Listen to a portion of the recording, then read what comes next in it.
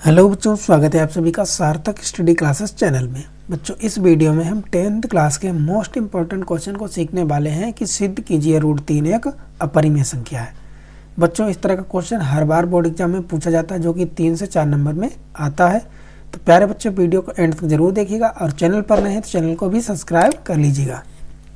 बच्चों, जब भी आपसे इस तरह का क्वेश्चन पूछा जाए कि सिद्ध कीजिए √3 एक अपरिमेय संख्या है, तो √3 की जगह पे आपसे √2 भी पूछ सकता है, √5 भी पूछ सकता है, √7 भी पूछ सकता है। यानी कुछ भी संख्या हो तो आप क्या मान लेंगे, इसके जस्ट उल्टा मान लेंगे। यहाँ पे अपरिमेय पूछा है तो हम मान लेंगे परिमेय संख्या है। तो इस तरह से यहाँ पर पहले लिख लेंगे हल और मान लेंगे कि माना √3 एक परिमेय संख्या है। क्या मान लेंगे कि √3 एक परिमेय संख्या है। परिमेय संख्या क्या होती है बच्चों? वे संख्याएं जो P/Q के रूप में व्यक्त होती हैं परिमेय संख्याएं कहलाती हैं। जहां इस तरह से लिख लेंगे, जहां P और Q दोनों सहअभाज्य P और Q दोनों सहअभाज्य संख्याएं हैं, सहअभाज्य संख्याएं हैं, लेकिन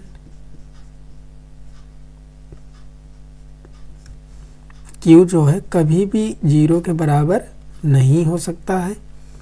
अब क्या करेंगे, इसके बाद कर देंगे इन दोनों का स्क्वायर, यानी दोनों पक्षों का वर्ग। तो इस तरह से लिखेंगे दोनों पक्षों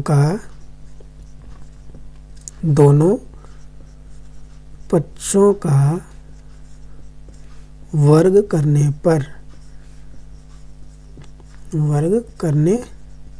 पर वर्ग कर दीजिए तो ये बन जाएगा √3 का स्क्वायर बराबर P/Q का स्क्वायर। √3 का स्क्वायर कितना हो जाएगा? 3। इधर बन जाएगा P²/Q स्क्वायर। अब इस Q स्क्वायर की इधर तिरछी गुणा कर देंगे तो ये बन जाएगा 3Q स्क्वायर बराबर P²। जैसे 3 इधर गुणा में है, इधर भेज देंगे तो किस में आ जाएगा? भाग में। तो ये बन जाएगा Q स्क्वायर बराबर P²/3। अब यहाँ पर ध्यान दीजिए, ये P² जो है 3 से विभाजित हो रहा है, यानी P² 3 से कट रहा है। तो हम यहाँ पर लिखेंगे इस तरह से कि यहाँ P² 3 से विभाज्य है। क्या है? P² 3 से विभाज्य है। तो है, सही से बनाएंगे यहाँ पे। तो P भी 3 से विभाज्य होगा। P भी 3 से विभाज्य होगा। ये आपकी 10th क्लास में थ्योरम है। कोई संख्या है P² वो A से विभाज्य है, तो P भी क्या होगी? A से विभाज्य होगी। जैसे अगर यहाँ पे हम P की जगह पे कोई संख्या मान लें, यहाँ पे P² की जगह पे मान लिया हमने 36, जो कि क्या है? 3 से विभाज्य है। तो 36 किस संख्या का स्क्वायर है? 6 का। तो 6 भी क्या है? 3 से विभाज्य होगा। काट के देख लीजिए यहाँ पे 3 एकम 3, 3 एकम 3, 3 दूनी 6। इसी तरह 3 एकम 3, 3 दूनी 6, दोनों जगह पे कट रहा है। तो यही क्या है? आपकी थ्योरम है। उसी थ्योरम के हिसाब से हमने यहाँ पर लिखा था कि यहाँ P² 3 से विभाज्य है, तो P भी 3 से विभाज्य होगा। अब यहाँ पर मान लेंगे हम, माना P बराबर 3m, जहाँ ब्रैकेट में इस तरह से लिख देंगे, जहाँ m क्या है? m एक पूर्णांक है।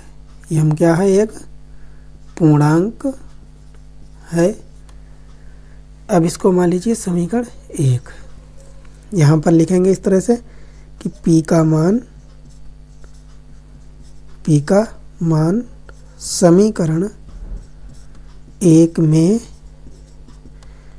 रखने पर, p का मान समीकरण 1 में रखने पर रख दीजिए समीकरण 1 में, तो ये बन जाएगा क्यू स्क्वायर बराबर 3m का होल स्क्वायर बटे 3, ये बन जाएगा इधर 9m का स्क्वायर बटे 3, 3 एकम 3, 3 तिया 9, यानी क्यू स्क्वायर बराबर हो जाएगा 3m स्क्वायर।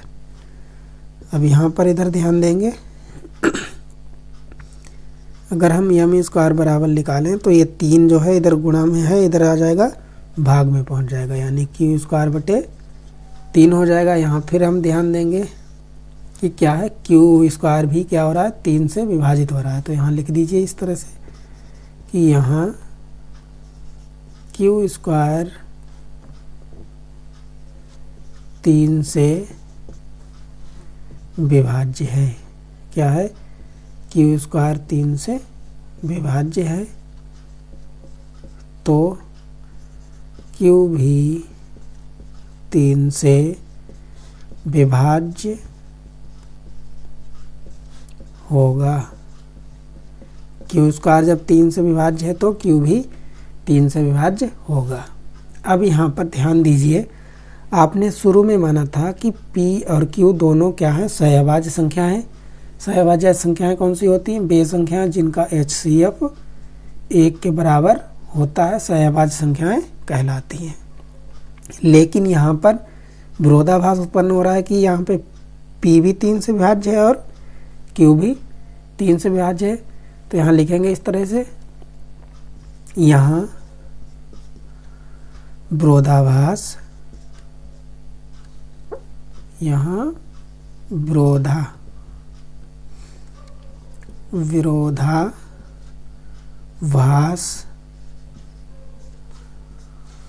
प्राप्त होता है कि P और Q का HCF जो है कितने के बराबर है, 3 के, ना कि 1 के। तो इस प्रकार हम यहाँ पे लिखेंगे, तो इस प्रकार हमारी मान्यता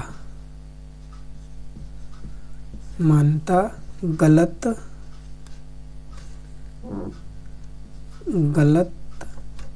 साबित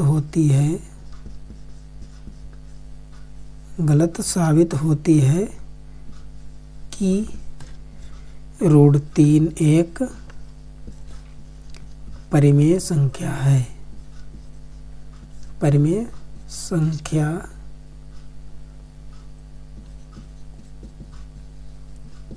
है। क्या हुआ यहाँ पे, जब हमने शुरू में माना था कि P और Q का HCF 1 के बराबर है, लेकिन यहाँ पर क्या हुआ, P और Q का HCF जो है 3 के बराबर भी आया। तो इस प्रकार हमारी मान्यता जो है गलत साबित हो गई कि √3 एक परिमेय संख्या है, क्योंकि हमने शुरू में माना था कि √3 एक परिमेय संख्या है। तो अतः इस प्रकार इस तरह से लिख देंगे, अतः सिद्ध होता है कि √3 एक अपरिमेय संख्या है। अपरिमेय संख्या है। तो बच्चों इस तरह से आप इस क्वेश्चन को हल कर सकते हैं।